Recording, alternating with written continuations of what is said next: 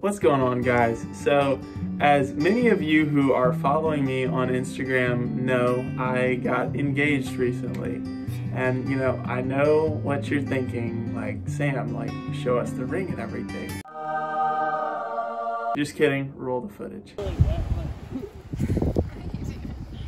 It was a success, guys. So she doesn't know that I've been vlogging the entire process of planning out the engagement and all that different stuff. And now we have a ring to show for it. So I don't know how to conclude this video other than to say it was a success. And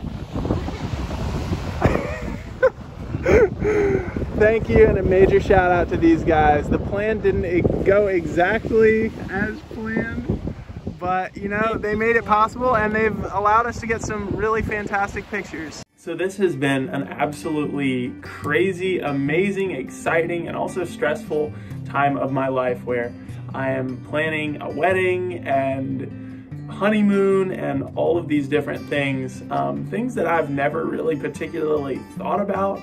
And so it's kind of been a learning process, and there's been a whole lot of me saying, oh, that's how that's supposed to be done. With me being engaged recently, I just figured I'd pop in and just make a real quick video kind of talking about like some of the ways that I met my fiance and kind of, you know, how things ended up working out the way that they did, to where she found me and stuff like that.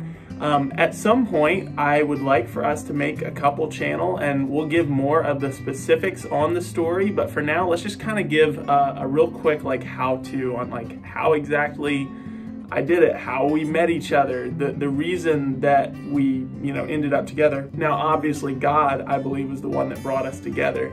But these were just some of the things that kind of attracted us to each other. So number one, both of us were incredibly Bible-believing. Literally every single thing that the Bible says is what we do. So if the Bible says that the man is the head of the household, then I'm going to be the one that makes the really, really difficult decisions. However, that does not mean that I just get to be a tyrant that just does whatever I want to do. I should honor my wife, obviously, just like if, you know, in a real like body sense, like my head, like I'm not going to make a decision to cut off my arm or do something like that because I know that that's harmful to the body. So obviously I need to be looking out for my wife, love my wife, and then she obviously needs to respect the decisions that the head makes, which is kind of a controversial view, but it's something that really attracted me to her.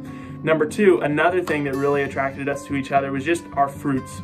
So, you know, my Instagram, my YouTube, I'm doing my best to try to reach people for Christ. You know, kind of give people hope by, you know, kind of highlighting some of my struggles and just sort of some of the like behind the scenes stuff of my life. And then with her Instagram, I mean, she was just so obviously modest, and like her values were, you know, where they really needed to be. Like she obviously had such a big heart for the Lord and for others. And so if your Instagram or your Facebook or anything that you use does not look like it's belonging to a person that's seeking after the Lord, then maybe you should check that out. It could be potentially scaring off people that you'd like to meet. And then number three is just being really intentional and forward, but not bordering on the edge of like being creepy. So for example, and I'll go into more detail on how we met at a later date, potentially on the couple channel. Y'all let me know if you're interested in that. Where basically the way that we met, I had the opportunity to come across as really aggressive and creepy, but I didn't do that because you have to get to know somebody first, figure out their heart for the Lord, you know, that sort of thing before you aggressively pursue after someone. Because as Christians, we have a pretty narrow field as far as who we actually ought to date. Because everybody and their sister will say that they're a Christian, but do they actually live that out? Do they actually have fruits of the faith? And the same thing obviously for guys as well. So be picky about who you date, only date for marriage. And then once you do figure out that somebody is the right person, you can be pretty forward with them. And if they're really truly interested, they're not going to throw you away.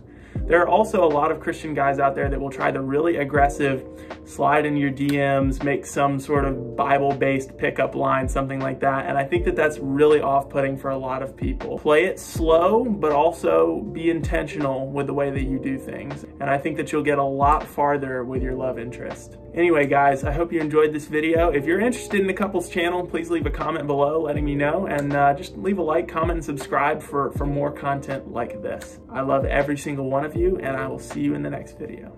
Thanks, guys.